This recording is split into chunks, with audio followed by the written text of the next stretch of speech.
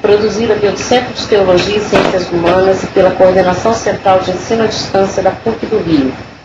Hoje nós temos mais uma videoconferência do projeto Leitores da Ribalta, que é um projeto da Cátedra Unesco de Leitura PUC Rio e que nos traz poetas para falar sobre a sua experiência de leitura e a sua obra.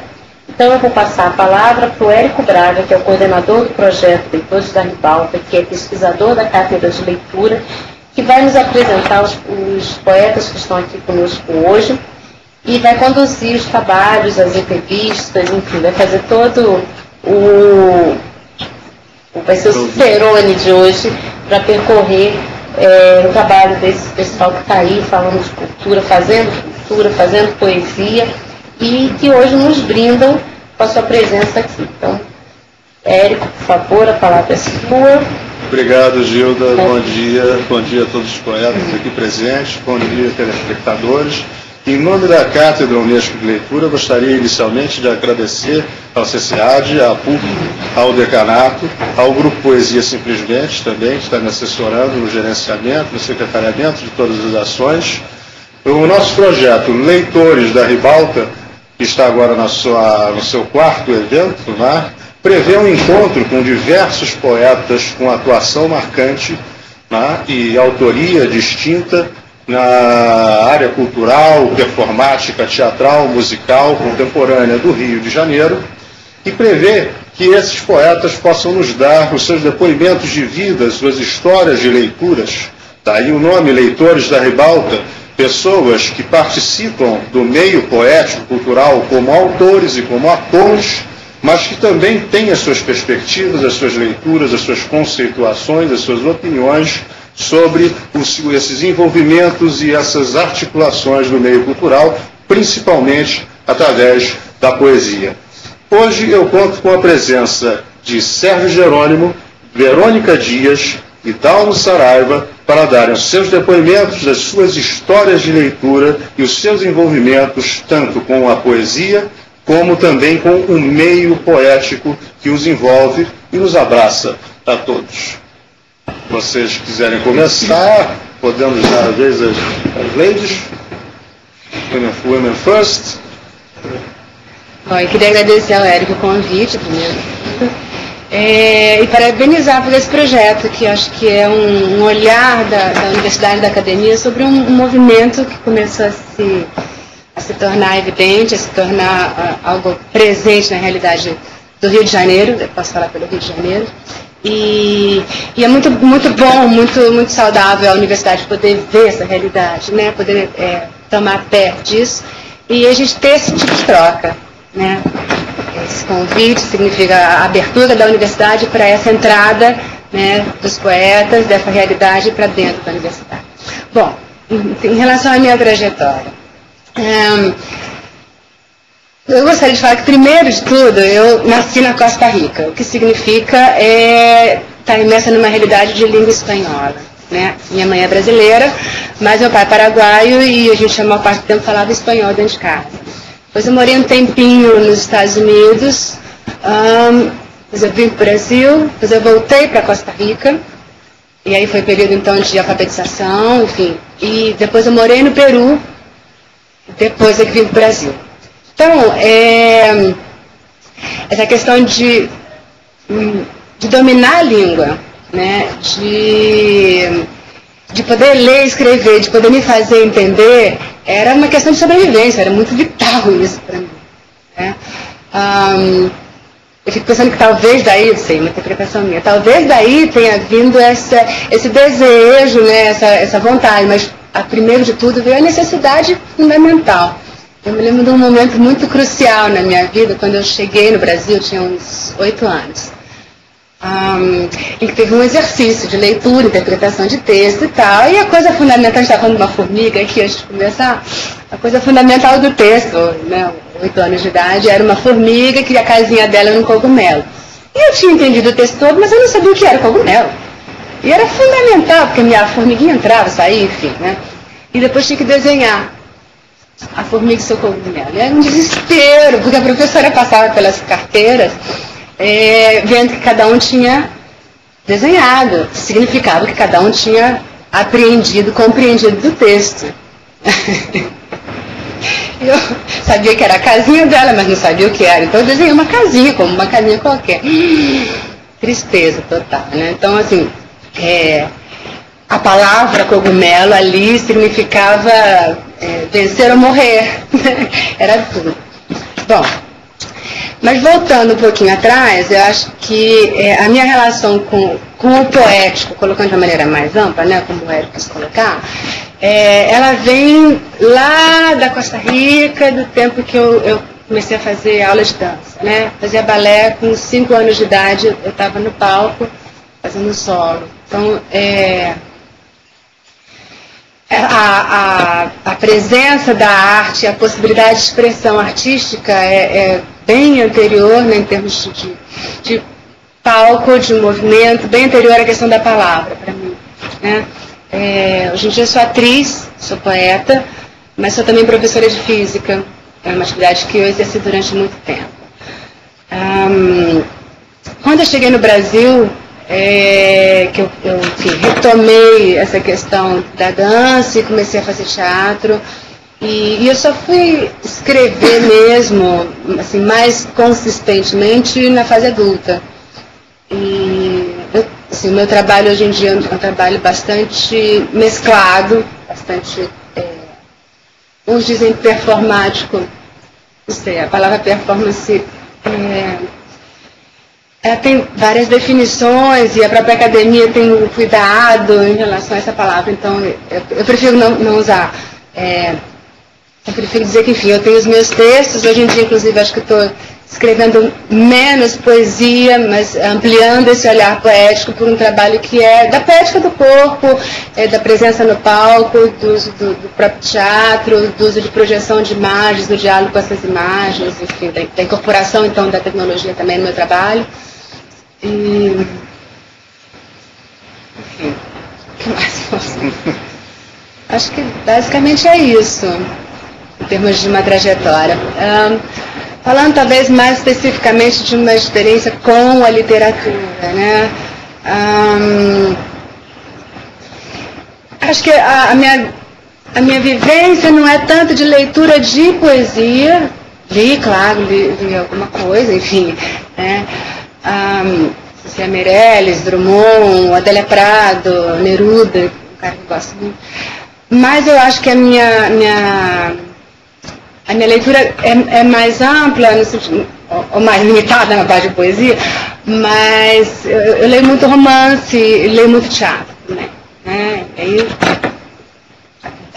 a poesia penetra, né? O teatro, tá? Li quase tudo de Shakespeare, tá? A poesia, né? Mas dentro de uma construção, dentro de uma carpintaria dramática, né?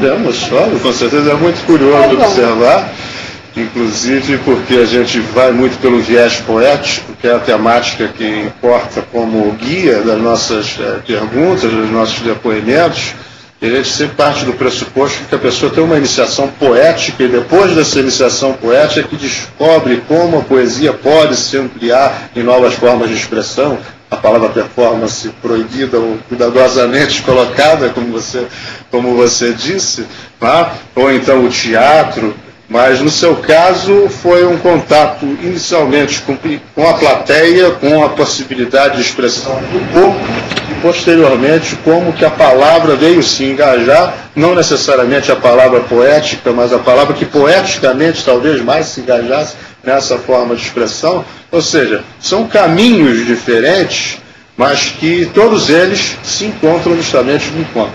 Tanto você partindo da expressão corporal para chegar à poesia, ou da poesia para verificar as possibilidades da expressão corporal. Tá? Eu faço esse comentário, inclusive, baseado na minha própria experiência, professor, num depoimento desse tipo, você vê como os caminhos são realmente diferentes. Daí a necessidade de uma conversa, de uma troca de depoimentos como essas, para a gente poder se reconhecer na alteridade. Eu gostaria de passar agora a palavra para quem se aventura. O sorteio sobrou para mim. Sobrou para você. Sérgio Jerônimo, por favor, após Verônica Dias. Começar, lógico, agradecendo ao Érico, à PUC, por esse empreendimento fabuloso. Eu vejo isso com excelentes olhos, essa abertura toda, e faço até uma correlação com o trabalho da Helena Parente Cunha, que também faz um estudo com os poetas contemporâneos, né? Eu acho que às vezes fica um ranço de querer, não vou dizer estudar só os poetas que já passaram, né? Os ditos consagrados, mas os que estão atuando e que estamos, na verdade, fazendo história. A minha trajetória é uma trajetória complicada. Complicada porque tem várias vertentes, né? Até chegar à poesia. Tá? O que eu me lembro de poesia na minha vida, o primeiro poema que eu tive que decorar foi um poema chamado Deus, do Casimiro de Abreu. E eu achei aquilo muito maçante. Né? Muito rimadinho, muito cheio. Eu não gostei, sinceramente não gostei. Cheguei até a fazer, depois como adulto, algumas brincadeiras com esse poema do Casimiro de Abreu. Mas esse foi o primeiro contato com poesia, eu devia ter aqui uns 12 anos talvez.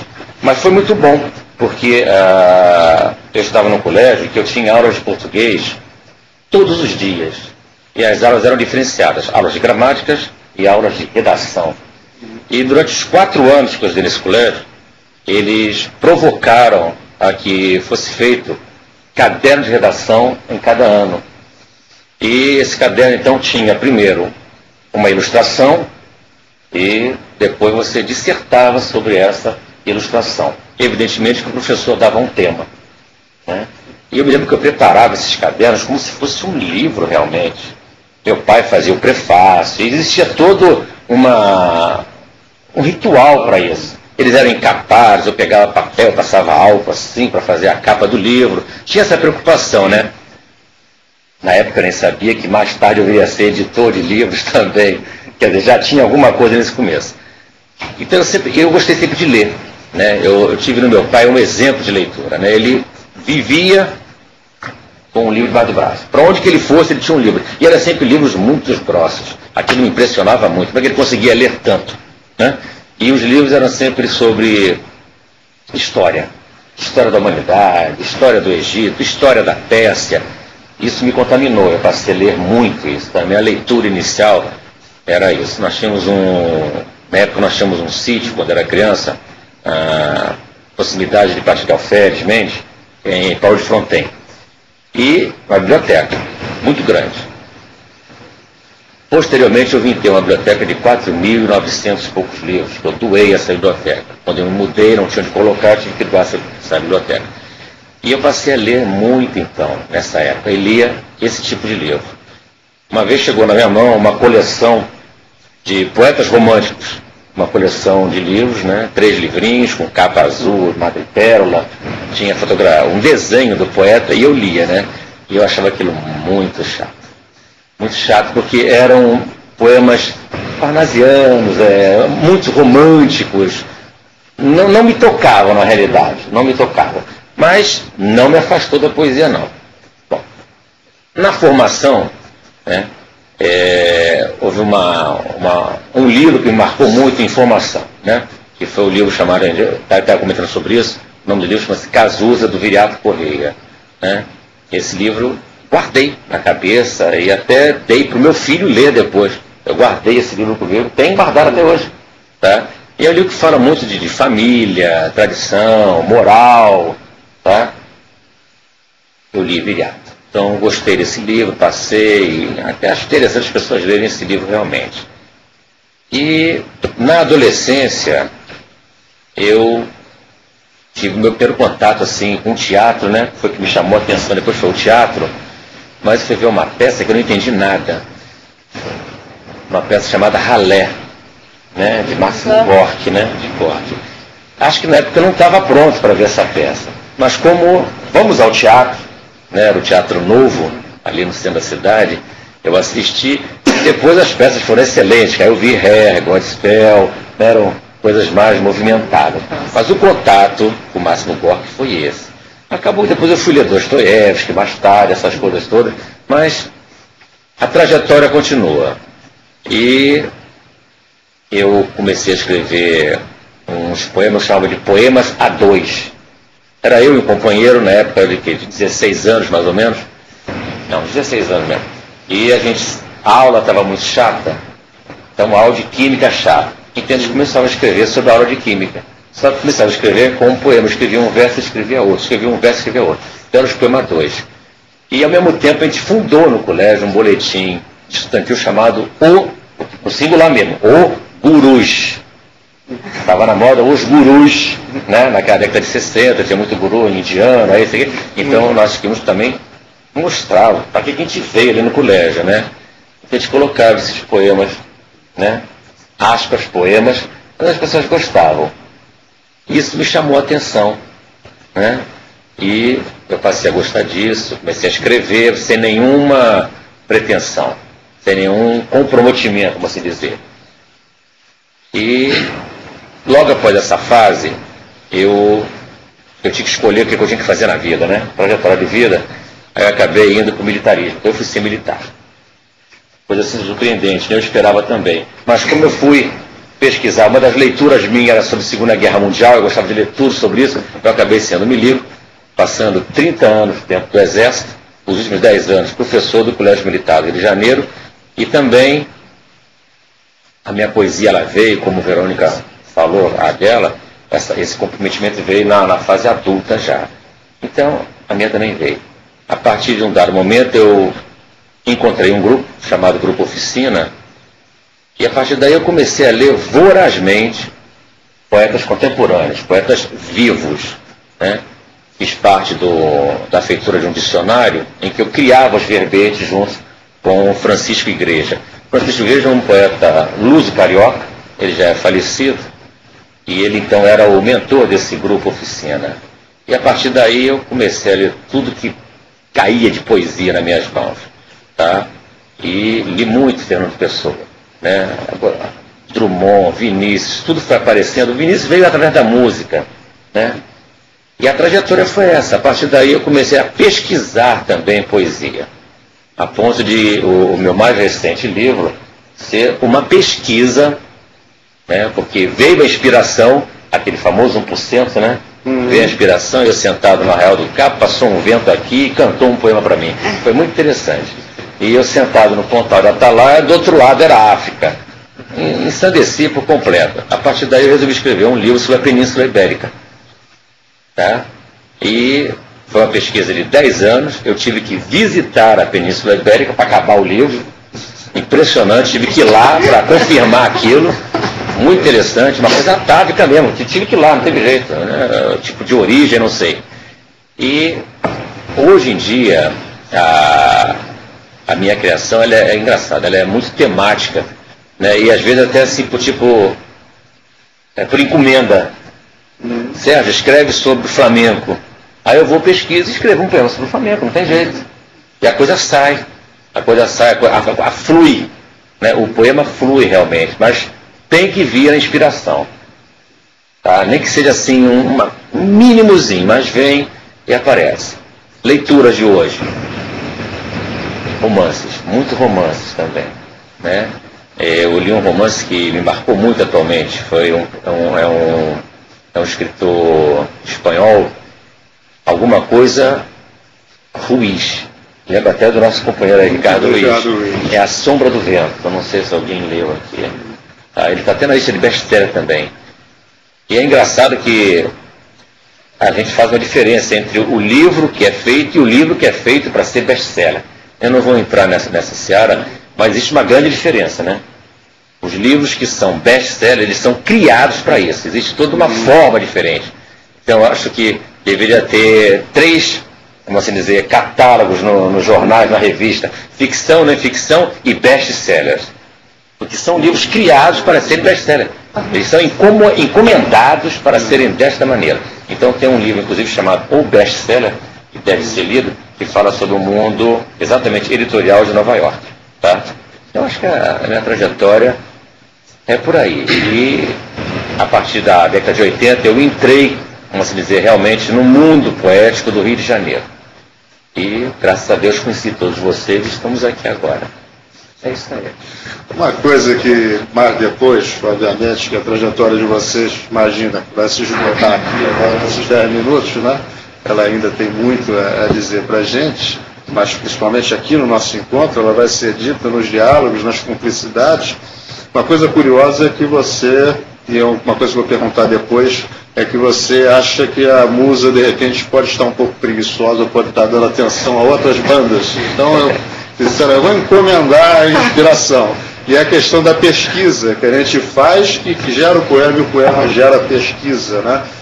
E é muito curioso, antes de passar para o Dalmo, fazer esse comentário, é que eu estava dando uma aula justamente sobre Silvio Romero, estava numa outra banca sobre Raduan Assar, o Lavoura Arcaica, em que se questionava a participação da filosofia dentro da poesia, né, como alimento, e o Silvio Romero questionava justamente o fato de os poetas só lerem poetas para fazer poesia. Para bolas, o alimento da poesia deveria ser justamente o mundo inteiro. Deveriam ser os romances, deveriam ser os outros assuntos que nos interessam, que o artista, que é feito para aquela arte, no caso a poesia, vaza o seu conhecimento, ou conhece o seu conhecimento a partir do momento em que o vaza naquela arte. E que a gente normalmente nunca leva isso em consideração quando a gente vai até criar a nossa história poética, de leituras poéticas, de como a gente se forma. A gente se forma muito mais, às vezes, pela leitura de romances, pela influência do teatro, por influência de outras coisas que justamente não são, senão não poesia, mas outras coisas que nos alimentam pelos seus assuntos, pelas suas filosofias, pelo que há de sentimento. Assim como também são importantes, e acho que de certa forma é a base desse projeto, coisas que nós julgamos absolutamente triviais, mas que são fundamentais para dar uma certa direção. Por exemplo, você teve a direção para o militarismo porque você gostava de determinado assunto, gostava de guerra. Isso aí, às vezes, é definidor da trajetória da pessoa. Verônica, que é física, eu quase fui físico, fiz 3 anos de física, trabalhei no laboratório Van der Grasse, acelerador linear de partículas, durante 3 anos, por causa de uma decisão, e até já me escapa qual foi, mas coisas triviais, algumas coisas de afetivas, de sentimentos, indicações, um amigo, os exemplos de que vocês falaram do seu pai levando o livro debaixo do braço, né? Até mesmo odores, mas daí é outro detalhe que eu vou entrar mais adiante, né? Coisas que a gente não leva em consideração porque achamos que não são acadêmicas, não são oficiais, não estão afinados disciplinarmente, mas que são fundamentais para a gente tomar certas decisões, ter um envolvimento com a arte, ter um envolvimento com a cultura, coisas que são nossas, e que às vezes a gente até fica com vergonha de declarar. E as pessoas que estão lá do outro lado vão tomar decisões nas vidas delas, escolher leituras, partindo também de coisas muito pessoais. Por isso que esse depoimento pessoal e de coisas particulares é tão importante. Fazer só um acréscimo aqui.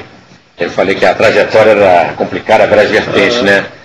E eu acabei deixando passar que eu também era editor. Mas veja bem, eu sou psicólogo.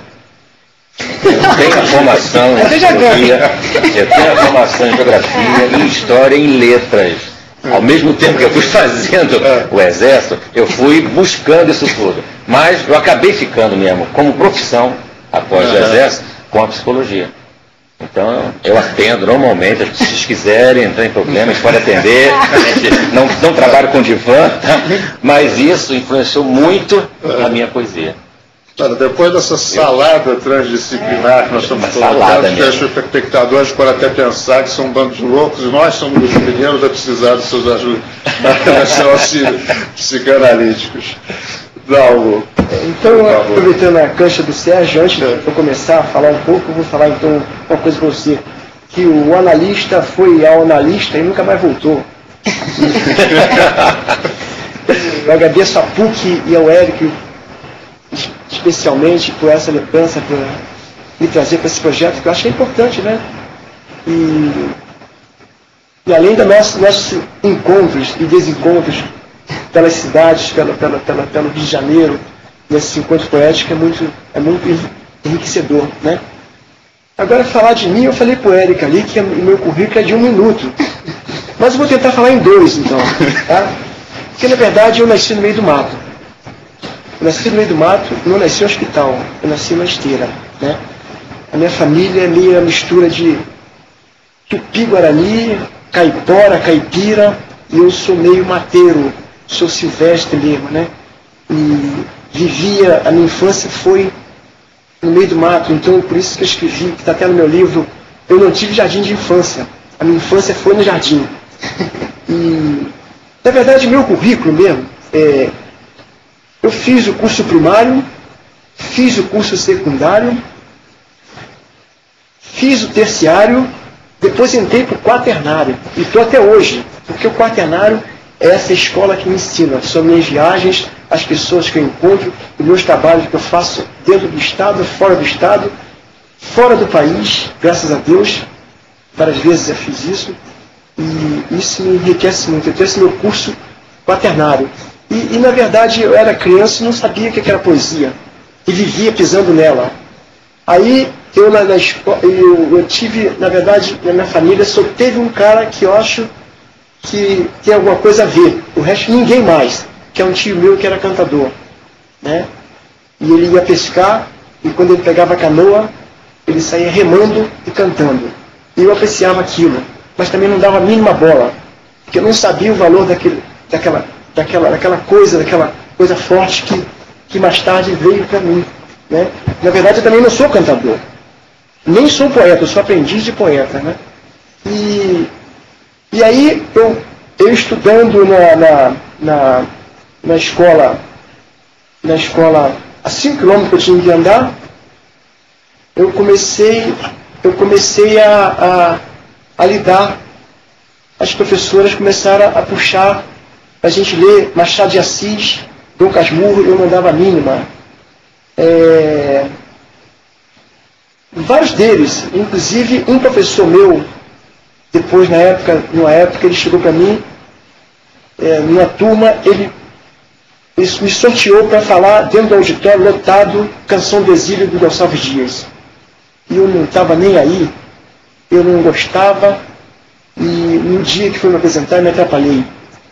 E eu saí triste, depois saí alegre, porque fazia parte, e hoje eu dou valor à Canção de Exílio, porque eu também me exilei. Né? Me exilei que saí fora, né? E isso é importante para mim. E aí eu era criança, eu saía do meu lugar que eu morava e ia para o Circo Poeira, para entrar por baixo da lona de graça, porque eu era duro, minha família é ferrada, e é até hoje. Né? Eu entrava por baixo da lona porque eu gostava de ver os palhaços. Os palhaços de roupa rasgada, aquela coisa bem mamulengo, que é o que eu gosto. E aqueles cantores bregas que iam no programa de calor do circo, eu entrava e depois eu saía pela porta normal como tivesse tudo tranquilo. E na verdade é o seguinte, aí eu tenho um outro currículo aqui, que eu não gosto de falar de currículo do que eu fiz, do que eu faço, e do que do que eu escrevi, do livro que eu escrevi, das coisas que estão na minha gaveta para publicar. Então eu fiz um currículo de brincadeira, que eu sou amigo do Saci. Né? Eu cavalguei muito tempo na mula sem cabeça, né? Que é o folclore brasileiro. Eu adoro Monteiro Lobato, eu adoro Mazzaropi. Aliás, quem puder ver, vai ver Tapete Vermelho, que é muito bonito. E eu fiz dos trapos as tripas do coração. Né? Isso quando você vai embora da sua cidade e vai buscar horizontes. Né? E eu sou contorcionista da dor, um trapezista do tempo, malabarista dos minutos, um atirador de fatos, engolidor de sonhos. Vivemos todos de sonhos, né, Verônica? Né, Sérgio? Entortador de temas, aprendiz de palhaço, cuspidor de quimeras e domador de preguiças. Preguiças do animal. Não é de leão não, porque preguiça eu acho melhor. Porque preguiça é mais zen, é mais e tal. Né? E aí, na verdade, isso tudo, eu cansei de andar na corda bamba, né? Agora eu só ando na corda esticada. Mas aí, depois desse encontro do Gonçalves Dias, que eu não estava nem aí, eu era péssimo em português, eu acho que eu ainda sou até hoje, eu sou mesmo. Né? Eu tenho que escrever e reescrever para ver, e às vezes pedir uma correção, porque eu não sei escrever direito. Eu sou anal, alfa e beta. Né? E ainda estou na busca do ômega. Né? Então, nos anos 70, eu vi um filme me tocou muito, que chama A Noite do Espantalho, do Sérgio Ricardo. O Sérgio Ricardo mora hoje aqui no Rio, é um cineasta conhecido, mas as pessoas quase não dão bola para ele. Mas fez esse filme, cujo o personagem principal era o Alceu Valença, que eu comecei a conhecer. E ele fazia o papel do cantador nas feiras nordestinas, né? E com música de Geraldo Azevedo, com música de Sérgio Ricardo, que aquilo foi me tocando e eu comecei a me interessar pela música regional brasileira e pelo personagem popular de rua. E aí eu fui para o Nordeste. Me embrenhei pelo Nordeste, no meio dos cantadores, dos repentistas, no meio dos trovadores, e em Recife, onde tinha, de repente, uma roda, eu entrava para apreciar. E ali eu fiquei, depois eu viajei para o Ceará, e fui nessa. E comecei a gostar da cultura popular brasileira. E comecei a escrever sobre isso. Eu comecei a escrever sobre as minhas viagens, que estão todas escritas, faltando só publicá-las. Porque eu não tenho cacife para isso, né? E falar em viagem, aí eu comecei a viajar pela América Latina. Tem até uma latino-americana aqui, grande hermana. Peru, Bolívia, Equador, Chile, até Patagônia, Ushuaia da Argentina. E nisso tudo, cada uma viagem que eu voltava, eu tinha um livro escrito. Para correção, claro. Sobre a minha viagem, sobre os encontros. Se eu encontrasse com ele ia ter uma referência dos meus escritos. E está tudo ali, está tudo guardadinho, não joguei fora. O Raul Seixas tem o baú do Raul. Eu digo que eu acho que eu tenho um baú meu, né? Que está tudo guardadinho lá, para que um dia eu não vou estar vivo, alguém veja, né? Ou não veja, não dá bola para isso, porque tem muita besteira também, né? E aí não me coube muito bem a viagem latino-americana, várias vezes que eu fui, 3 vezes. Peru, que eu fui para fazer um caminho Inca também, que escrever sobre isso, né? Depois eu voltei, e no Lago Titicaca, no meio do século XVI, que eu considerava, eu escrevi sobre as ilhas de Amantani e Taquile, e as ilhas de Urus, que são as ilhas flutuantes, que é a parte peruana. Depois na Bolívia, Ilha do Sol, Ilha da Lua. E eu voltei maravilhado. Não me contive e fui para a Inglaterra. Não fui ver Stonehenge, como fui ver Machu Picchu, no Peru. Eu fui também para conhecer um pouco da musicalidade, né? Aí eu não me contive, eu fui para a Índia, de lá. E da Índia eu entrei em Bombaim. Eu fiquei doido. Maluquinho, porque entortou minha cabeça, eu já não sabia onde é que eu estava, né? Porque você chega, você sai do aeroporto, já tem um monte de leprosos te pedindo, te passando a mão. E você também não pode rejeitar muito essa coisa. Claro que você não pode dar tudo também que você tem, porque não é para isso. O governo é que tem que dar um jeito, né? E não é. A corrupção é muito forte. Apesar que o Brasil, a Rússia foi... É a Rússia agora que eu estou falando. Ela foi campeã em corrupção. O Brasil é ex-campeão em corrupção, em miséria e injustiça social. A Índia é também, é pior até. Então, eu comecei a andar pela Índia, e aonde eu vi uma roda de artista de rua, engolidor de faca, faqui, cobra, aquelas serpentes, e eu ia e entrava também, estava no meio, né? E aí eu não me contive, eu fui para o Nepal. Nepal eu entrei na música medieval do século XVI, que é uma cidade poeirenta, mais linda, porque me tocou, né? E na época era o rei Birenda, a monarquia. Rei Birenda, ele anda sujo, né? E eu tive contato com os faquis, com os penitentes do mundo inteiro, porque ali encontro todos os penitentes do mundo inteiro, esse cara que não come, vive de cinza e come num crânio. Eu tenho foto disso. Come num crânio humano, só arroz ou legumes. É a penitência deles. E fiquei por lá e fui quase os vales de lá, e aonde tinha um ritual eu entrava. Eu acordava às 5h30 da manhã, eu estava naquela rua, todo mundo ainda carregando seus negocinhos para vender na feira, cabeça de bode, aquela coisa toda. E eu via um ritual, eu entrava e ficava no meio. Eu ficava no meio até terminar, até 10 horas da manhã, ritual de cantoria, ritual uma coisa muito bonita, me adorei. E aí lá eu fui para o budismo, que é o maior centro budista do mundo, que é Nepal, que fica um pouquinho na periferia de Katmandu, e ali eu ficava também e fui muito bem tratado. Não virei budista, aprecio muito, eu não tenho religião. A minha religião são meus pés, né? Mas eu aprecio muito essa filosofia de vida. Aí eu comecei a ler sobre o Tao, sobre o Zen budismo, eu acho importante. Aí eu voltei para a Índia e fui para Varanasi. Para Varanasi, para ver o rio Ganges e ver aquele ritual. 5 e pouca da manhã, todo mundo tomando banho naquele rio sujo. Mas fazia parte da cultura deles, que ele bebe aquela água, joga no chão, joga na cabeça e faz reverência ao sol e acreditam na reencarnação no outro mundo. Não sou contra, tá? Acho legal.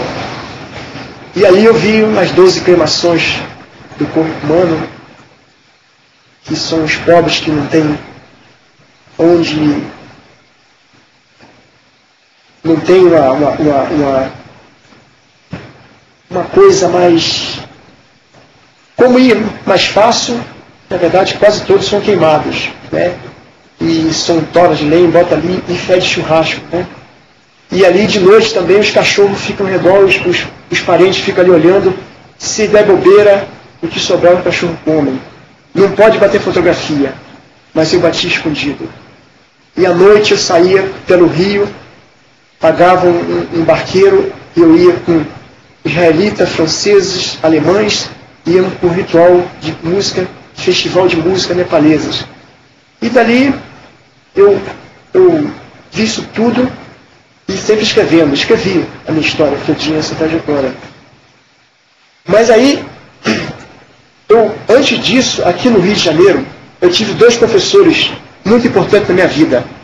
Muito importantes, tive vários. Mas esses 2 foram fundamentais na minha escrita, inclusive um deles fez o prefácio do meu livro Urubu, que está aqui, né? Esse livro aqui. É o Ivan Proença, que ele conseguiu me cutucar e me tirar da cadeira para ficar em pé, né? E conseguiu. E o outro foi André Valente, professor de linguística, né? Esses 2 professores aí foram fundamentais para mim. Na verdade, eu estou até hoje aprendendo isso tudo, né? E adoro essa coisa itinerante de rua, mambembe, mamulengo, palhaço. Não sou nada disso, sou um aprendiz disso, né? Quero dizer isso. Fiz várias coisas aqui no Rio, fiz fora, e fiz também, dentro dos ônibus, poesia na veloz cidade, convidando algumas pessoas que tocavam sax e flauta para a gente fazer junto. Foi muito bom. É estressante, mas os motoristas começaram a compreender e viram aquela figura toda colorida, de máscara, toda, e abri a porta e entrava, e até hoje eu faço isso, né? E eu adoro isso. É estressante porque você se dá ali meio cagoela, meio porque tem que falar muito alto. E às vezes falar alto não é legal. Por quê? Porque está agredindo o ouvido dos outros e você está agredindo a tua garganta, né? E é mais ou menos isso aí. E esse nosso grande encontro na poesia, que aliás, poesia dá asas, mas também dá azia, né? Então, um monte de perguntas para te fazer, colocações. Eu acho que eles também têm coisas para comentar. Entre vocês, obviamente. Mas fazer pelo menos uma, para não fazer todas. Muito curioso, você disse que você não tem religião, mas a religião são os meus pés. Tá? Normalmente é a parte mais embaixo, menos nobre. Tá? E as pessoas colocam a religião então na cabeça, compreensão, ou no coração, para você poder perceber. E o pé, exatamente da forma como você disse, aí tem aquela coisa da aleatoriedade. É a vida que me carrega e eu vou ser impressionado, vou ser sensibilizado, sabe-se lá Deus por que cargas d'água e por que viés, seja pelo ouvido, seja pelo racional, eu sei que eu vou. E essa coisa da trajetória, eu acho muito interessante, óbvio, estamos falando de trajetórias, né? Mas de trajetória e registro, você teve que ir para Arraial do Cabo, não é que você falou? Ou para Arraial do Cabo para poder... Não, depois foi para Portugal e Espanha. Para Portugal e Espanha, para você poder completar o seu trabalho, a presença física, estar lá, estar como, estar no local, ver os rituais, né? Tentar absorver o lírico que existe na cantoria, na representação, né? É sempre a presença física e a presença com o outro, deixar-se impregnar como um todo, mais do que uma influência meramente de escrita. Né?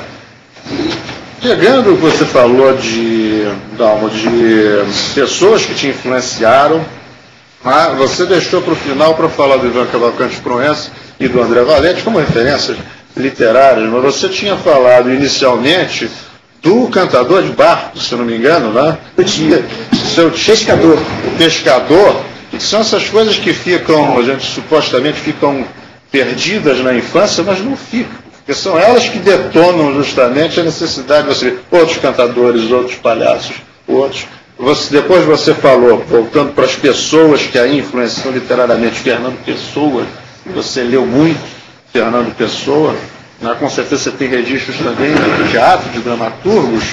Vocês gostariam de falar um pouco sobre essas figuras, essas pessoas marcantes, esses cúmplices, vamos dizer assim, né? Porque às vezes é um pai que leva os livros debaixo do braço, aí um pouco mais um ídolo hierarquicamente mais lá em cima. Mas há também pessoas que se encontram no bar, que é aquela que te dá a dica, e aí você leva o livro para casa e vai lê-lo com muito mais gosto, porque é uma referência dada com base afetiva.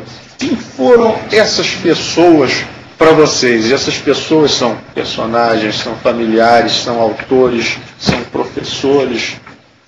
Que são essas figuras que se aproximam da gente pela literatura e aproximam a gente da literatura, do texto poético de uma forma geral? Você vontade, não há a formalidade do discurso, só para uma apresentação, para que a gente possa se conhecer também e poder justamente entabular o diálogo. Vocês fiquem à vontade. Tá bom, posso falar, mas enfim, não precisa tá. Eu acho que as primeiras figuras que exercem uma influência, no meu caso, mas talvez na maioria das vezes, né, é a figura dos pais, qual é a relação que eles têm com a leitura, né, com os livros, no caso. Se eles contam histórias, se não contam, se eles dão um livro de presente, se eles leem, se eles organizam a vida familiar também para ter um tempo de leitura, para ter um silêncio para poder ler, se eles estimulam isso na criança, enfim, acho que isso é vital. E no caso, os meus pais são grandes leitores, né, tanto meu pai quanto minha mãe. Então, acho que isso teve um peso, sem dúvida nenhuma. Né? Depois, eu acho que no Peru, no tempo que eu morei no Peru, teve uma figura importante, que foi a Madre Piedad. Eu estou rindo porque atualmente estou com um trabalho que se chama Ouro do Peru, em que eu falo dessas lembranças de lá. Né? Então, a Madre Piedad, com tudo que ela tinha de rigidez, era uma freira espanhola, tocava castanholas e tal. Ela contava as histórias, e é incrível, porque ela contava exatamente as histórias dos Incas, da colonização espanhola, né, e as lendas dos Incas. E aquilo era um encantamento. Ouvir as histórias que a Madre Piedad contavam, as lendas dos Incas, e todo o processo de colonização mesmo, era maravilhoso para mim. Depois, em termos de leitura propriamente, acho que eu fui fortemente influenciada pelas professoras. Eu tive muito boas professoras de português no primeiro grau, né, principalmente. Tinha sessões de leitura, então cada aluno tinha um livro, podia fazer palavra cruzada, podia ser até revistinha, mas cada um tinha que ter um, e assim, aquela situação se repetia algumas vezes na semana, então você ia lendo, enfim, depois fazia um resumo, alguma coisa assim. Eu tive professores também que trabalharam muito fortemente a questão da interpretação de texto, da análise, da compreensão, das metáforas que estavam ali presentes. Então, eu acho que esse aprendizado foi muito bom, de excelente nível. E depois, assim, os escritores que me marcaram muito, né? Você falou aí do Raduan Assar, na Lavoura Arcaica, o Copo de Cola já foi muito forte para mim. Eles já fizeram um filme, inclusive tem uma coreografia, um trabalho coreográfico sobre isso, belíssimo. Guimarães Rosa, um dos autores que mais me marcaram, que eu mais gosto. A Adélia Prado diz assim, que tudo está escrito ou em Guimarães Rosa ou na Bíblia. E eu tendo a concordar, ou está na Bíblia ou está em Guimarães Rosa. Eu adoro, tem uma profundidade marcante. E a gente estava falando aqui do Saramago. José Saramago, para mim, também é um dos autores que mais me tocam, mais me colocam para pensar e mais me emocionam. Né? São os autores que a gente leva para a cama. Exatamente. E alguns latino-americanos, Garcia Marques, né? Eu acabei de ler a autobiografia dele, eu estava falando assim, eu erro muito em português, tem que corrigir. Ele fala na autobiografia dele, até hoje tem que ter alguém corrigindo os erros de ortografia. Então tá tudo bem, você está bem acompanhado. Manuel Escorza, a gente estava falando antes, o Vargas Llosa, que eu gosto muito também. A Neruda já tinha falado. Acho que esses são assim, os mais próximos, né? Uma pessoa que teve um papel também marcante para mim foi a Magna Colasanti. Temos de leitura, né? Não tem relação pessoal com ela, mas por causa da questão do feminino, por causa da... Ela antes de conhecer os poemas dela, eu lia uma resposta que ela dava de conselho sentimental numa revista feminina. E ela falava ela escrevia uma sabedoria e de uma maneira tão poética também, com uma delicadeza, né, aquelas perguntas daquelas mulheres, que acho que isso me levou a gostar da maneira dela escrever e a procurar livros dela e a gostar da poesia. Eu gosto muito da poesia dela. É curioso, isso porque a gente tem uma mania, não só em poesia, mas em qualquer coisa, né? De você conhecer uma determinada pessoa fazendo uma coisa e ela fica com aquela cara daquela coisa, né? Com aquela máscara, com aquela disciplina, e você não consegue, às vezes, ver que ela é capaz de ser, por exemplo, uma escritora de conselhos sentimentais, né? E ser um poeta. A pessoa não pode, de repente ser um físico, ser um artista, né? Você sabia que Clarice fazia isso também? Clarice assinava, inclusive, moda, escrevia sobre moda, com pseudônimo. Outro dia eu li sobre isso, fiquei assim, mas logo Clarice, a gente faz aquela ideia, né? Acontece, é por aí mesmo, né? Tá? Como já te falei, né? O meu pai foi o grande incentivador da leitura. Não tem outro assim que mais tenha me influenciado. Né? E, como eu te falei, né, leituras assim voltaram para a história. Tá? Agora, um marco realmente na minha trajetória de estudo, foi como eu já citei, foi o Francisco Igreja, que é um professor de literatura, de semiótica, que era da Estácio de Sá. Tá? E ele foi que me abriu portas para todos os poetas e outros romances também. Li muito romance, gosto de romance também. Mas, a partir de um dado momento, a poesia passou a ser fundamental. Né? Então, assim, livros e mais livros de poesia, um atrás do outro, né? E que às vezes não marcaram, mas foram lidos. Né? Teve uma época que eu lia muito, veja só, né? É mais visual, né? Eram os concretistas, então eu achava o máximo aquilo. No primeiro contato eu não entendi nada. Eu olhei e falei assim, isso é poesia? Depois eu descobri a poesia. Né? Não me peça para explicar o que é a poesia concreta. Inclusive, eu estava numa aula com a Cristina Ramalho, uma pessoa também que me marcou bastante, e tocando no lance de performances, né? Aí, como fazer a performance de um poema concreto? É complicado, né? Como fazer? Não sei. Então, eu acho que o teatro é que vem para ajudar a gente. Né? O teatro ajuda muito o poeta, né? Porque não adianta o poeta ser só um falador, né? Ele tem que passar o que está sentindo, né? E nem sempre o que eu estou passando é o que o meu ouvinte está sentindo. Então, na verdade, a poesia, antes de mais nada, ela é texto. Eu acho que ela é um texto. Ela é texto. Né? Ela é texto e o leitor é que vai dar a valorização para aquela poesia, para aquele poema.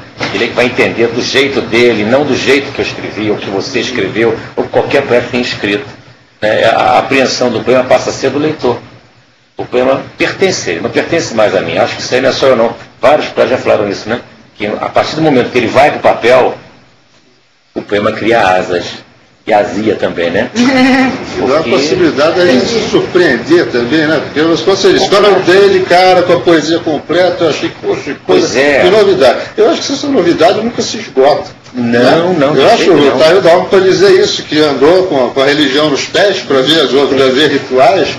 Né? Ela nunca, você está sempre com a capacidade, justamente, de se surpreender.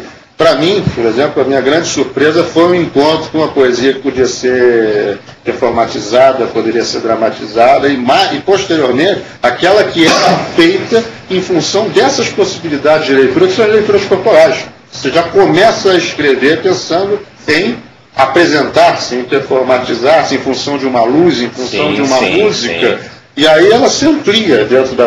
Você está lendo aquilo dessa forma. Porque uma figura, para mim, que foi muito importante para me mostrar a poesia, duas, foi primeiro minha avó, lendo Augusto dos Anjos, no tapete da sala. Eu acho que o mais importante era a textura do tapete do que propriamente a voz dela, a tranquilidade das tardes infundadas da infância, e aquelas palavras cheias de música que eu não entendia patavina, mas eram absolutamente fantásticas.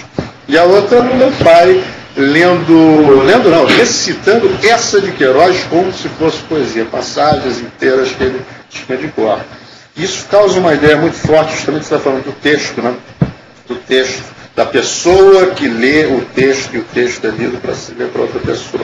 E a minha surpresa, no meu caso, foi a descoberta desses rituais, foi a descoberta do teatro, das outras possibilidades que existiam na poesia e na palavra escrita. Como é que ela se desmembra. E com isso eu queria perguntar, vocês podem fazer perguntas entre vocês mesmos. Você disse, Odalmo, num determinado momento, algo sobre o poeta ser um sonhador, e eu diria que é um sonhador que insiste, porque a gente já não é tão sonhador como sonhador romântico, né, que quer mudar o mundo, mas mesmo assim a gente persiste nessa necessidade nossa de estar fazendo poesia e de estar entrando em contato com outras pessoas e mostrando mais e surpreendendo com a poesia. Você não para. Só um adendozinho, rapidinho. Eu não acredito no sonho de padaria. Acredito no sonho seu, Sérgio. Seu sonho, Érico. Padaria eu não acredito. Eu acredito nesse sonho da sua cabeça, né? Esse sonho que, inclusive, se come de uma vez só. E é alimento, né? E é alimento. Se a padaria fechar, você não sonha mais. Mas a grande padaria são os nossos movimentos poéticos, né? Que a gente está ganhando cada vez mais com esses movimentos no Rio de Janeiro. Tal mesmo que está constantemente neles. Quando pode, né, Sérgio? Porque às vezes é muita coisa, né? Eu posso colocar alguma coisinha? Pode. Tem tempo ainda? Tem meia hora ainda. Meia hora? Tem meia hora. Então depois eu falo.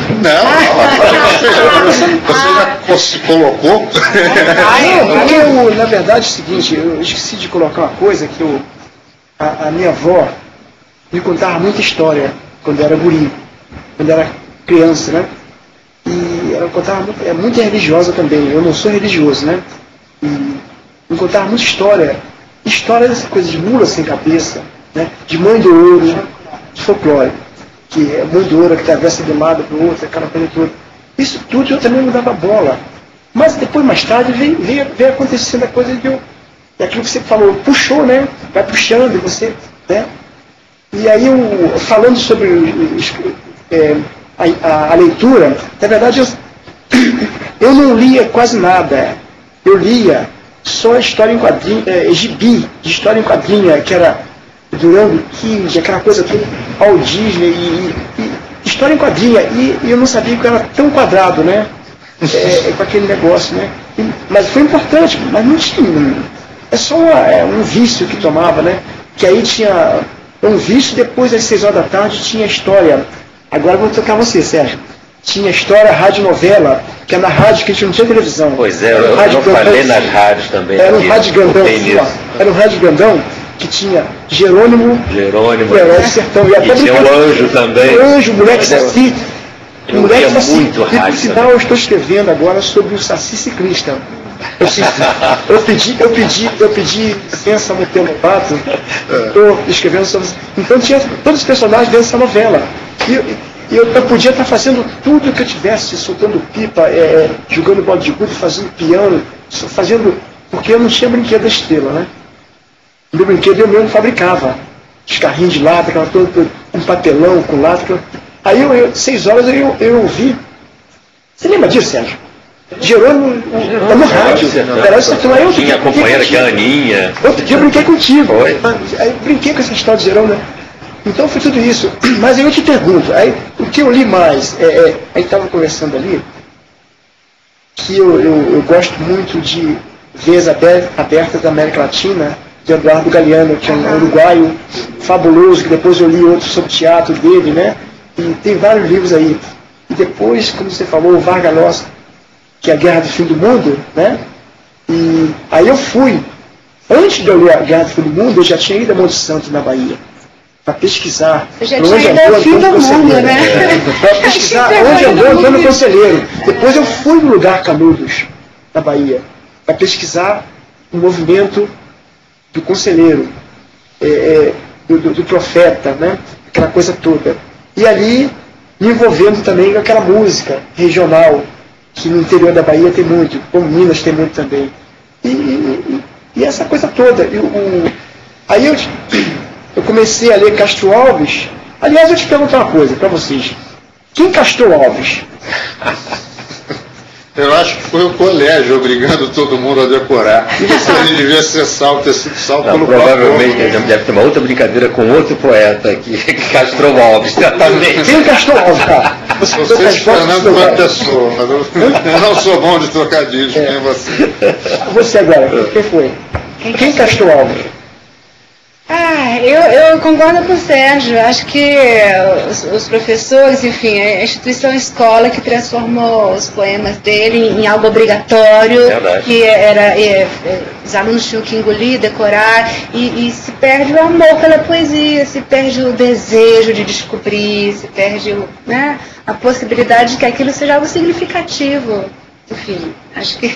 Não. É uma obrigatoriedade não prazerosa. Acho que foi tudo válido que vocês falaram. Mas nenhuma delas é a resposta certa. Acrescenta, muito legal. Mas quem Castro Alves foi Machado de Assis. Essa é de Queiroz. E tem essa história toda, né? Aí o Mário de Andrade também me influenciou muito, porque o Mário de Andrade foi um pesquisador do folclore, da música brasileira, né? Isso eu faço até hoje também, né? E no movimento do 22, da Semana da Arte Moderna, Mário de Andrade foi um dos cabeças ali, né? E todos com Oswald de Andrade, Tarsila Amaral, essa turma toda, né? Mas é só um parênteses, que aí você continua, que é muito curioso como é que o encontro que a gente tem com essas pessoas é tão mais pessoas, autores, é tão mais natural do que o encontro acadêmico reforçado, né? Quando a gente faz, citando Machado e tal, que me interessou por causa do folclore, que me interessou porque foi um ditado, esse é um caminho que parece que é sinuoso, mas é um caminho que funciona, pelo menos pra gente, né? E se não funciona pra gente, vai funcionar pra quê? É porque é movido pelo desejo, né? Não é movido pela obrigação da tarefa. É o prazer, né? O prazer de fazer aquilo. E funciona das dimensões de funcionar pra gente, que essa é a maior dimensão que existe. Aí em toda viagem eu comecei a observar a miséria, né? A miséria, a dificuldade que tem o povo, né? E aí eu li Vidas Secas, do Graciano Ramos, que me tocou muito, inclusive na hora que a baleia tem que ser morta. Isso aí, acho que todo mundo chora, né, companheiro? É muito triste, cara. Baleia é fogo. É muito triste. E eu já gostava muito de cachorro. Eu tenho 2 cachorros. E eu sou apaixonado por eles. E aí, a partir daí, eu comecei a gostar muito mais. E tem uma frase minha que está no meu livro, aí falando da fome e da miséria, não estamos no mato sem cachorro.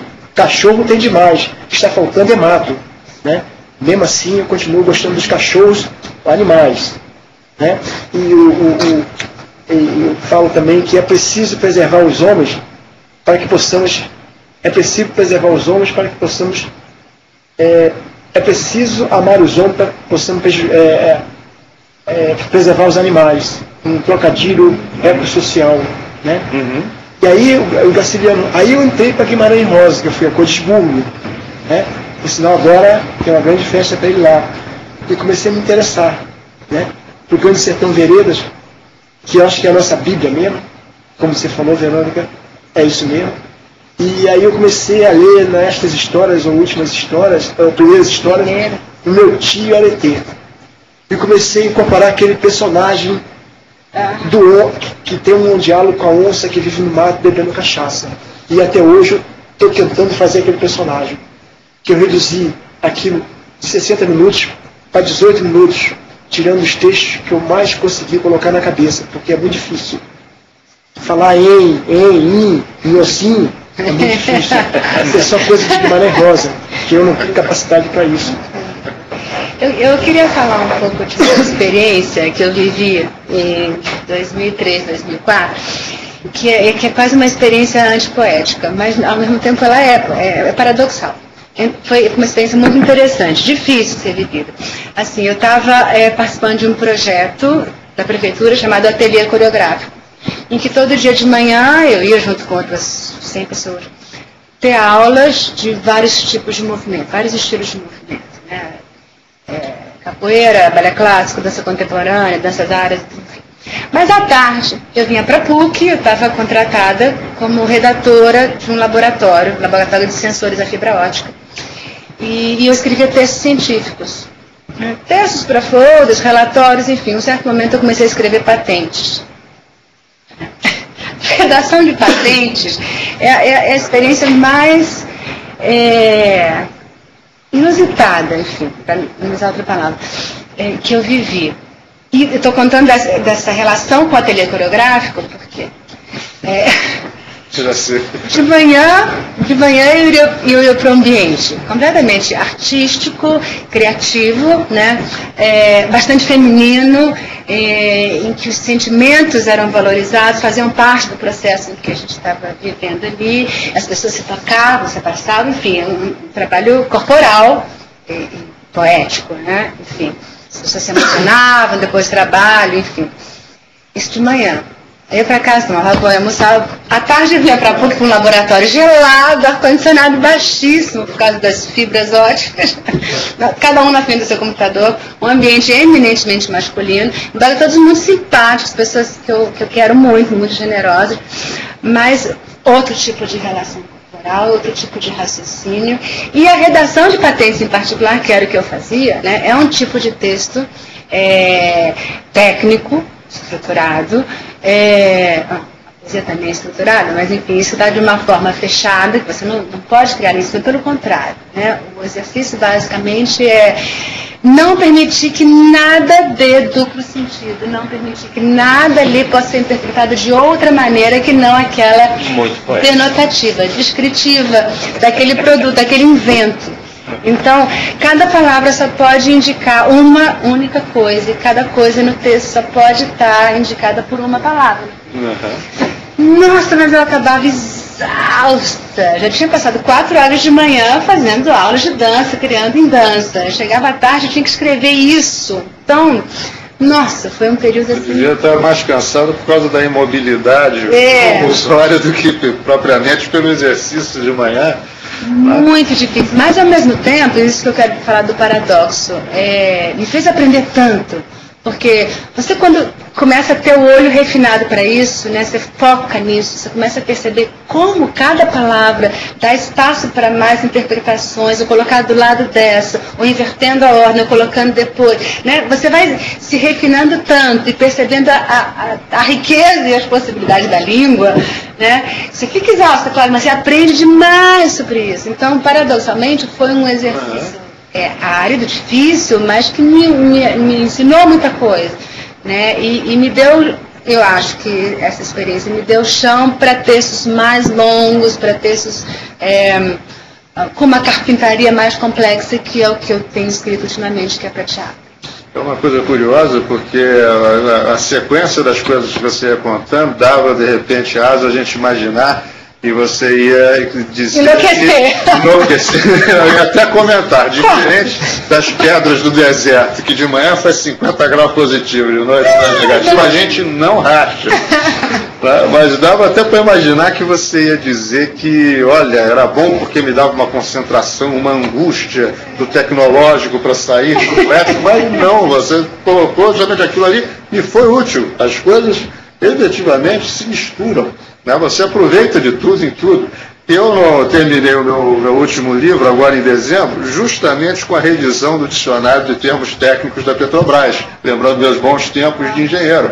Em determinado momento as coisas estavam tão imbricadas que eu não resisti e coloquei no apêndice do meu livro de poesia 2 ou 3 verbetezinhos definidos, porque aquilo ali fez parte do processo de construção do livro. Eu não sei como, você ainda conseguiu refinar a coisa de tal forma a perceber como aquilo influenciou a sua escrita. Eu não sei como me influenciou, mas eu tenho certeza de que influenciou. É por isso que eu fiz questão de colocar uma nota de rodapé. Clorofluor, carbono, não sei o que tal, num poema qualquer em que eu estava escrevendo exatamente. Acho que a gente funciona de um jeito tão complexo, né? Que a gente não sabe, que, por exemplo, todas essas experiências do Dalma aqui, nossa, fico imaginando de que maneira a gente absorve isso, de que maneira isso se traduz no que a gente produz, né? Assim, não dá para determinar exatamente o que interessa e o que não interessa. Na verdade, tudo, né, tudo que é humano me diz respeito, né, tudo aquilo é parte de experiência e faz parte de um caldo que a gente cozinha e de alguma forma serve. E é importante andar sempre, né? E andar, como diz o Dalmo, andar e acordar cedo e vir aqui às 8 horas da manhã, 9 horas, para fazer a gravação e saber um pouquinho da gente mesmo, o que a gente não sabe que sabe, de repente passa a saber. Uma coisa que eu ia comentar, e é interessante, é essa, vou usar um chavão, a dimensão do humano, mas às vezes a gente não consegue escapar desses chavões, né? Que é a necessidade de registro, que é a necessidade de encontro, né? E é a necessidade de mostrar. A gente anda, faz apresentação de teatro, mostra expressão corporal, recita um poema, fala. É necessário um encontro, porque é necessário se encontrar com as outras pessoas, gente que faz coisas poéticas, culturais, literárias, para ter um respaldo, para ter uma opinião, para chegar um pouco no canto e perguntar para a pessoa o que você acha a respeito disso. E é importante um registro. Você foi caminhando, você disse, foi anotando. Tem o baú do Dalmo, não é? E eu acho que é isso que caracteriza, de certa forma, o que a gente está chamando, de uma forma um pouco generalista, de movimento poético contemporâneo, que a gente se encontra, a gente se esbarra na rua, né? Se encontra por acaso, sim, não só concordando e assistir ao evento e a demonstração uns dos outros, né? E eu acho que é porque ele pega não só a coisa de pega um texto, me influencia, escrevo outro, mas porque a gente precisa escrever o que a gente acha, a gente precisa mostrar para o outro o que a gente escreveu e precisa, à parte, perguntar para outra pessoa o que ela acha de tudo isso. Eu não sei se é mais ou menos isso que vocês pressentem que acontece realmente ou se não é nada disso. Não, acontece sim, isso acontece, mas eu vejo nesse momento do movimento, né, poético aqui no Rio de Janeiro, uma coisa muito de espetáculo, das pessoas quererem aparecer, mostrar o trabalho, independente se o trabalho é bom ou se vai ter respaldo ou não vai, e até lhe perguntar, você gostou ou não disso? Eu acho que existe, não vou dizer presepada, o nome não é esse, mas muita firula em torno de uma apresentação, entendeu? Eu prefiro muito mais uma poesia sendo lida, bem lida, do que sendo mal interpretada no palco, com muita, digamos, palhaçada, muita coisa pendurada, excesso, né? Aliás, qualquer coisa em excesso não é interessante. Mas, por exemplo, Verônica no palco é maravilhosa, né? Ela mostra a poesia dela maravilhosamente bem. Não tem nada assim de excesso, não vejo excesso mesmo, né? Fez uma dupla com Jorge Ventura, que foi fabulosa, deve estar agora em outros voos certamente, né? Mas acontece isso. Agora, eu vou para os eventos e muitas vezes eu falo e pergunto assim ao pé do ouvido, né? Na verdade, eu não quero que fale, gostei assim, achei maravilhoso. Eu quero uma crítica realmente ao que foi dito. E ainda bem que essa crítica vem. Né? Eu acho que todos vocês me dão um certo respaldo, né? Até por estarem me chamando para vir aqui. Eu acho que isso significa, olha, você tem algum valor, a tua poesia, o teu poema vai ficar para alguma coisa. Nem que seja como registro, mas vai ficar. Eu acho interessante isso. Né? Verônica, quer mostrar o espetáculo? Depois eu queria que o Dalmo mostrasse também o feijão com arroz. Tá. Bom, eu considero que eu fiz 3 encenações poéticas, chamo de encenações poéticas. Esses espetáculos teatrais, que realmente foram espetáculos compostos por um roteiro de poemas, né, interligados por música e tal, mas que tinham figurino, tinha um cenário, tinha uma iluminação, enfim. Então, são encenações. A primeira se chamou Escritos e Veredictos, eram com 5 mulheres. Então, essas 5 mulheres... Tem o programinha, a gente apresentou no Panorama da Palavra, que era um evento que existia no Teatro Cândido Mendes. E depois a Petrobras me chamou para apresentar no Dia Internacional da Mulher, lá na sede da Petrobras. Apresentamos também no Arte Sumária, que era um lugar lá em Santa Teresa, que até já fechou. Apresentamos no CEP 20.000, que é um evento de poesia, de música, para jovens, enfim. Então, esse foi o primeiro trabalho que eu fiz. Era fundamentalmente em cima da questão do feminino mesmo, essas 5 mulheres em cena. Depois eu mudei, peguei eram 3 mulheres ainda, mas não era principalmente em cima do feminino, chamou Diverso. Eu apresentei nesse Café Cultural. E depois eu fiz um trabalho com o Jorge Ventura, um programinha assim, com poemas meus e dele, e era sobre a questão da relação homem-mulher, né? As aproximações, os ciúmes, as traições, enfim, os afastamentos. Tudo aquilo que interessa a poesia e a arte. Enfim, e não consigo abrir. E a gente apresentou no Julieta Café, no Caroline Café. Então ajuda. Bom, agora que eu faço. Era mais fácil fazer isso. Isso, era mais fácil, né? Eu queria mostrar assim. Fazer um nó. Depois, quando aproximar, a gente aproxima. Fizemos uma temporadinha no Sesc Tijuca também. Foi muito bacana, foi um trabalho muito legal também. Tinha assim, essa produção gráfica melhorzinha. Essas 3 encenações poéticas, né? Fora isso, tem trabalho teatral mesmo. Depois, com esse ateliê coreográfico que eu participei, que eu falei, comecei a dirigir dança, enfim, participar de coreografia mesmo, né? Que aí E trabalho de publicação literária também chegou a publicar livros? Publiquei de poesia, publiquei um só, se chama Livre, aqui, uma produção independente. Na parte de poesia, só isso. E eu estou escrevendo mais na área de teatro, né? Tem esse trabalho que eu apresentei agora no Circuito Sesc. Eu vou entrar com o projeto para o Sesc Copacabana, para o Sesc São Paulo, que é um trabalho que ele não é escrito em forma poética, mas ele é altamente poético. Eu falo de lembranças minhas da infância no Peru, isso que eu falei da Madre Piedade, enfim, da questão das lendas e tal, e eu entrelaço isso com a história da civilização inca. Tem que assistir meu trabalho.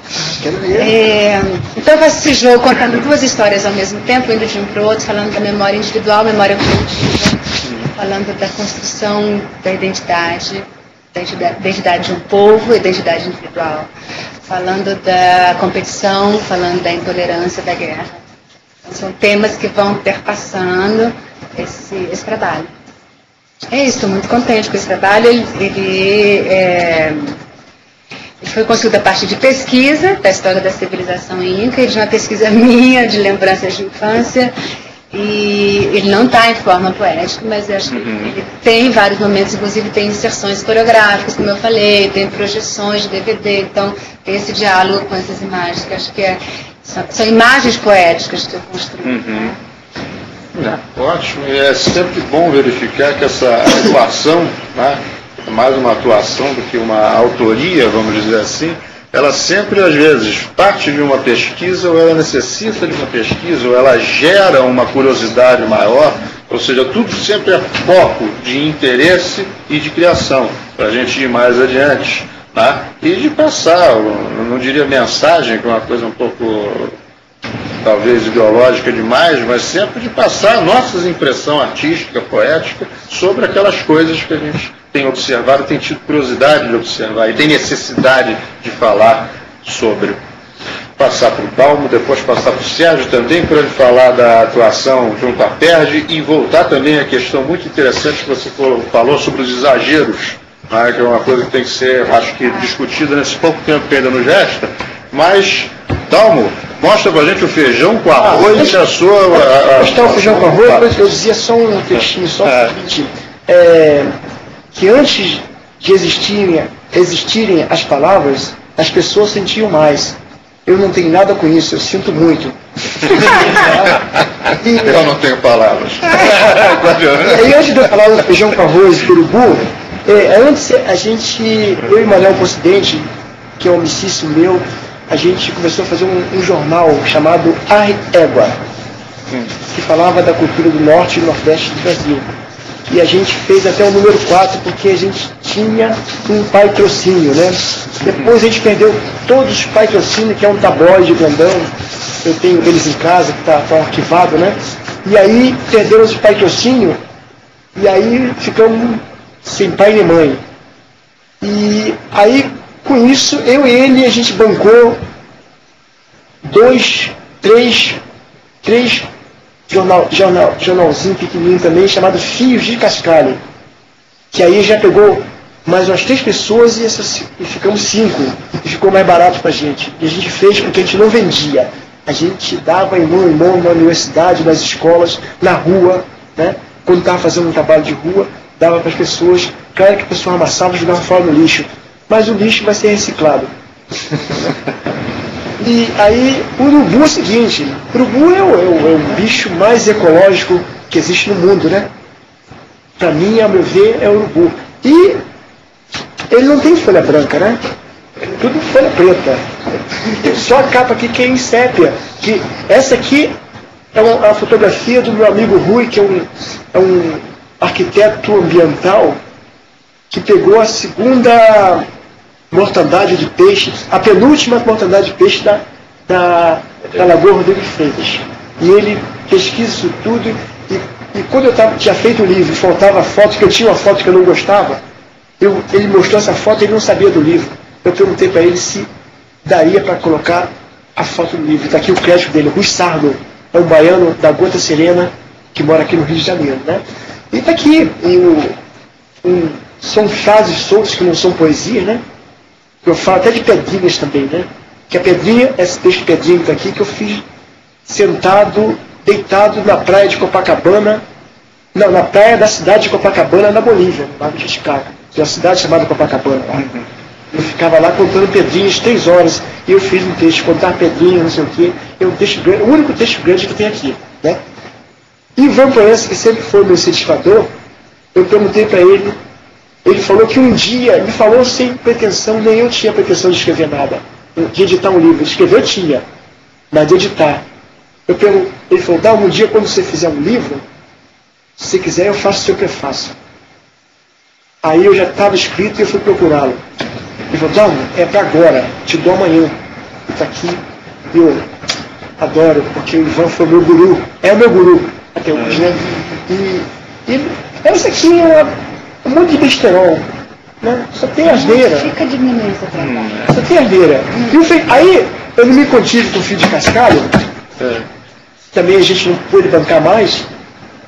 2 pessoas viajaram, saíram do Rio, e a gente ficou assim, sem dinheiro, né? Que a gente não vendia. Aí eu comecei a fazer por conta própria feijão com arroz. que no começo era uma coisa panfletária. E até hoje também, né? Só tem besteira também, né? E já está no número 251. Haja besteira. Eu já fiz um book com ele. Eu fiz um book, está arquivado. O Tamus Cardoso chegou para mim, falou para mim, Dalma, você tem que fazer um livro desse feijão com arroz. Eu falei, pô, Tamus, eu nem pensei nisso. E desses tamanhos, independente como é. Não, eu não pensei nisso, por quê? Porque são muitas imagens que eu uso, né? Muitas imagens. Eu falei, é muito caro, muito caro. Eu queria uma coisa que não fugisse da minha ideia. Você vai encontrar um patrocinador. Mas é isso, né? Deixa eu passar para o Sérgio, porque a gente tem agora 5 minutos para encerrar. Você podia falar um pouco da atuação da PERJ, se der um pouquinho de tempo até a gente estica um pouco mais aquele assunto, que é interessante, é importante. A questão da PERJ, que é a Associação Profissional de Poetas do Estado de Janeiro, isso surgiu em 89. Nós estávamos no Sindicato de Escritores e queríamos que o sindicato tivesse mais ação. E parece que até hoje o sindicato realmente não consegue caminhar a passos largos, né? Não sei por quais motivos, né? Várias cabeças pensantes passaram por ali e estão passando ainda, mas o sindicato é meio que emperrado. E é meio assim, é um paradoxo, né? Um sindicato de escritores não existindo a profissão escritor, regulamentar, vamos assim dizer. E essa é uma briga do sindicato. Então, como a gente percebia que nada disso acontecia, então a gente resolveu criar uma associação profissional de poetas e 2 anos depois ela se transformaria num sindicato de poetas. Tá? Só que durante os 2 primeiros anos da criação da PERJ, a gente fez um projeto Poesia na Praça, era todo domingo. Era uma coisa meio que assim, meio de igreja. A gente ia para a praça para falar. E engraçado que era capitaneado pela igreja, pelo Francisco de Igreja. Muito parecido, muito interessante. Coisa religiosa, né? Muito disso, né? Coisa já sempre. Não, pois é. Então a PERJ, quando iniciou, também iniciou num teatro, no Teatro Vila Lobos, e era toda terça-feira. Parece que terça-feira é o dia da poesia. Então eram as terças poéticas. A gente estava lá toda terça, lá, religiosamente, fazendo a poesia. E depois de 2 anos descobriu que não adiantava nada fazer o sindicato, né? Então se permaneceu sendo a Associação de Profissional de Poetas, e a ideia sempre visando ao que a apresentação do poeta e do declamador, né? Para parar essa coisa de se fazer a leitura ruim e também não ter esse exagero na apresentação. Tá? De repente você não tem como apresentar, você pede a uma Verônica Dias que apresente os poemas. Não, então, quer dizer, a Verônica Dias é uma atriz, mas existiam os declamadores. Hoje em dia está assim, demodê, né? Não existem mais declamadores, existem intérpretes de poesia. Né? Então acho que por aí a PERJ continua, está com seus 16, 18 anos já aí pela frente. A gente não é só no Rio de Janeiro. Deixar bem claro que a PERJ ela é Brasil. Até engraçado, havia um poeta no Acre que queria criar a PERJ do Acre. Aí eu falei, companheiro, a PERJ do Acre não pode, você cria a APP Acre, né? Mas, até que a gente mudou o nome no estatuto, de Associação Profissional de Poetas do Estado de Janeiro para no Estado de Janeiro. Então agora a PERJ é qualquer poeta de qualquer canto, até fora do Brasil, pode participar da PERJ.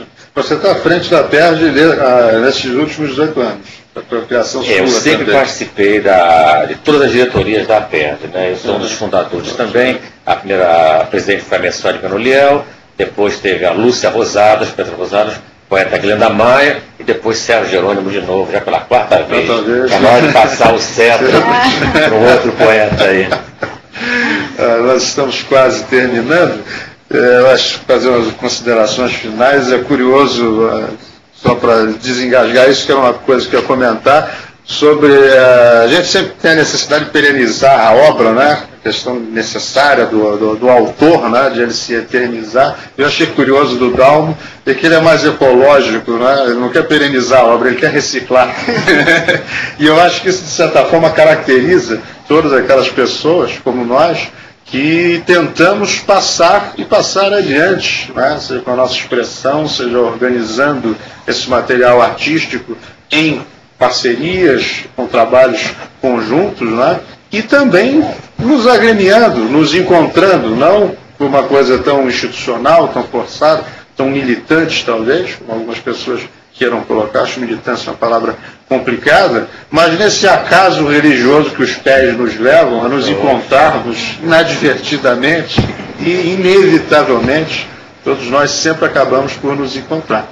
Eu acho que estamos chegando ao final, né? Então eu queria mais uma vez agradecer ao decanato, ao CCAD e à PUC em nome da Cátedra Unesco de Leitura para o nosso projeto Leitores da Ribalta. E hoje, nessa edição, nós contamos com a presença da Almo Saraiva, de Verônica Dias e de Sérgio Jerônimo, a quem eu agradeço muito a possibilidade dos depoimentos e principalmente da companhia. Muito obrigado e obrigado a vocês.